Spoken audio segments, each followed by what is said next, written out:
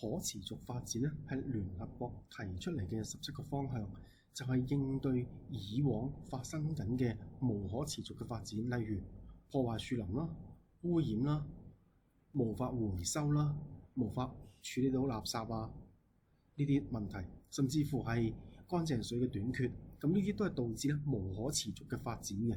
咁所以咧，聯合國總結咗過去嘅經驗咧，推出咗17個方向。17個方向就等於咧有17個角度咧，俾傳媒去報導咧可持續發展嘅新聞嘅。咁去到企業嘅時候咧，有好多部分咧，其實企業都做緊嘅，例如一啲令到藍領工人覺得好有型、自我感覺非常之好嘅條件，例如一個好有型嘅制服啦，又或者一個良好冇乜暴力啊、粗口啊呢啲嘅工作環境啦，甚至乎咧喺啲工廠，佢保證咧工人係食飽飯開工，咁呢啲咧都係提供緊咧可持續發展。咁當中咧，而家最流行嘅就係氣候改變，喺材料上面咧點樣亦都可持續發展，譬如減少石化嘅能源啊，呢啲多用再生能源，呢啲都係咧可持續發展。咁當中咧有一個最明顯喺企業上面應用緊嘅就係 ESG， 就係一個企業點樣參與社會嘅管治，喺環境啦 ，S 係 social， 咁 G 係 governance， 喺 environmental、social 或者 society 同埋 governance 裏邊咧，一個企業佢哋都可以去到貢獻俾政治或者係民生，而唔一定純粹追求利潤。咁呢度咧，首先有一個好小心嘅觀點同立足嘅基礎咧，要先講明嘅。咁如果以香港為例，社會上面咧分為兩類，一類係金融，金融主要咧係從事錢生錢，即係不斷咧資產增值啦，需求更多嘅貨幣啦。咁呢啲咧純粹追求資本增值嘅金融服務，甚至乎係借貸賺利息，呢啲好明顯，佢已經將金錢或者貨幣咧就已經當成產品咁樣經營嘅。咁另一種咧就係做個製造業啊或者服務業嗰啲，咁佢實際上係滿足緊唔同嘅人各自嘅需求，而冇乜炒賣嘅成分在內。咁呢兩種咧都係喺香港運行得好成功嘅經濟系統。咁然之後咧，企業就係一定要賺錢，因為企業如果唔賺錢係最唔道德嘅事，因為有大量嘅就業啊，所有人需要嘅商品啊、服務咧，都係由企業去到提供嘅。企業就係因為佢可以賺錢，所以佢先至可以持續經營落去。咁係問題就係喺賺錢之餘，就要兼顧社會責任，而唔係一味只係純粹嘅追求利潤。例如破壞樹木就已經唔係一個可取嘅方法。西方近代咧，亦都有啲近似嘅，譬如公益資本主義呢啲就咧賺咗錢之後捐錢啦，又或者唔好賺咁犀利啦。譬如最典型就係 Bill Gates 佢做嘅疫苗，咁當然係一個非常之有用嘅投資。而佢做疫苗嘅時候咧，研發啊各樣管理好工程師咧都係佢負責。然之後疫苗幾乎唔賺錢，打個和咁就賣出去。咁呢種咧就係一種叫 ESG 嘅經營方法。咁就係一個企業一個兼備或兼任住一啲社會嘅服務功能，亦都可以講係慈善嘅2.0。咁過去咧，通常揾企業都係出錢捐錢啦。咁而家咧唔一定係捐錢，佢改用投資嘅方法經營呢啲社企，或者經營一啲盤咧，幾乎唔賺錢，打個和嘅生意。咁呢啲就係 ESG 嘅經營方法。企業唔再淨係咧捐錢，而係咧走向咗，亦都用投資嘅方法去到回饋社會。咁譬如有啲嘅企業咧，佢逐漸咧走向咧碳中和，甚至係零排放，鼓勵綠色，鼓勵咧用回收。咁呢一個牌子為例，係一個香港非常之著名嘅老字號。咁去到唔同嘅世代，佢都適應緊唔同世代嘅價值觀。譬如以而家嚟講，一定係走向咗零排放。咁佢作為咧佢哋企業嘅 ESG。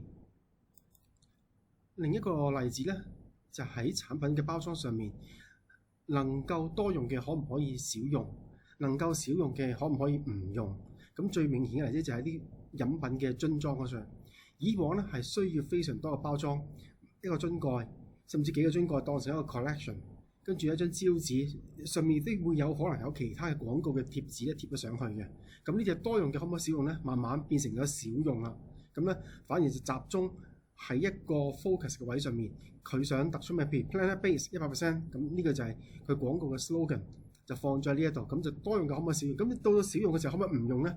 最終呢啲嘅水樽佢係突出嚟嘅效果已經唔再咧喺面上面再黐多一張嘅膠片喺度，咁呢種咧就係一種 ESG 嘅經營策略，係喺設計個領域度發生嘅，就係多用嘅可唔可以少用，少用嘅可唔可以唔用。另一個咧就係鼓勵使用地球本身嘅物料，即係話天然物料或者 bio 嘅物料啦，或者 organic property 嘅物料。咁譬如舉個例子啊，我哋買菜嘅時候，咁幾廿年前有鹹水草，咁呢啲咧係 organic 嘅，亦都係 sustainability 嘅，佢係可持續不斷誕生出嚟。咁相比起膠袋，其實鹹水草係好好多嘅。如果環保價值，咁而家個問題就係咧，因為啲菜滴水嘅時候會滴到周圍都係，所以就令到咧街度咧好多滴水，好唔方便。咁最後咧就改用咗膠袋。當近代嘅人越嚟越用籃啊呢啲方式嘅時候咧，咁呢一個問題就可以得到解決，就用翻鹹水草。肉類都係繼續用翻鹹水草。其實過往一路都有膠籃，喺50-60年代嘅師奶買菜嘅時候咧，都會見到。之後後嚟咧，因為膠籃唔好睇，其實唔好睇意思就係因為缺乏現代化嘅美觀感同埋美感審美嘅設計。今日嘅環保袋，因為有呢啲嘅設計審美觀感美感嘅設計，所以咧個個都願意用，因為呢啲嘅審美代表咗一個人嘅品味同埋一個人嘅水平，咁所以咧佢先至被大量使用。其實好似過往嘅籃係可以重新再被使用，只係需要加上呢啲審美嘅元素落去。呢啲都係一個叫做 bio-based 嘅。咁另一個咧就禾稈草，因為禾稈草咧亦都係可持續發展嘅，都係 sustainability 嘅材料。咁喺一啲嘅農村裏邊咧，依然係用緊愛嚟取暖啦、透火煮食啊呢啲。咁呢啲咧都係一個叫做 planet material。咁其實咧喺宏觀上社區管理嘅層次睇咧，呢啲嘅社區佢都係應用緊可持續發展嚟到經營，或者叫做 ESG 嘅方法咧嚟到經營佢自己嘅社區。咁另一個仲有嘅就係100% 嘅 sustainability 物料。當然啦，佢都打埋 ISCC 即係碳排放嗰分咧，佢都有做到貢獻出嚟嘅。咁佢攞埋認證啦，有 Red Cert 嘅認證同埋 ISCC 兩個嘅認證。咁佢特別強調呢個係一個 organic 嘅材料，因為個原材料咧係100% 可持續發展嘅原材料裏邊咧提煉出嚟嘅塑膠。咁對於家長嚟講，佢願意咧支持未來一個舒適環保嘅世界咧，俾佢哋下一代。咁就有一個奶樽做起。咁呢個咧就係佢哋市場推廣策略之一。咁呢個咧亦都係用咗 sustainability， 同埋佢亦都係一個有 ESG 價值嘅商品同埋商品廣告宣傳策略。咁另一個咧係清潔用品。咁所以咧佢用緊 PP 料，因為 PP 呢種塑膠咧佢耐化學性咧係比較好嘅。咁所以咧喺好多清潔用品啊呢啲咧都會用到 PP。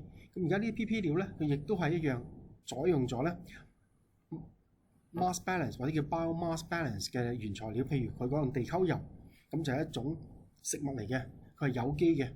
咁地球上本身都會有嘅天然嘅 material 嚟嘅，咁就用嗰啲咧嚟提煉 PP 呢種塑膠，然後咧就做成細支裝，方便咧我哋去到自己攜帶自己合適嘅份量，而唔需要咧每一次用一次性。譬如舉個例子，一次性嘅消毒紙巾、濕紙巾，咁用完就抌，一次性唔係咁好。咁所以咧佢就用咗細支裝，可以自己裝任何嘅清潔用品，然後不斷可以 recycle 循環再用。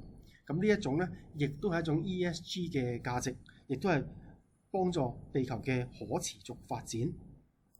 咁所以我哋可以見得到咧，聯合國嘅人類宣言其實亦都係一樣，係可以被企業咧去到作為一個市場營銷。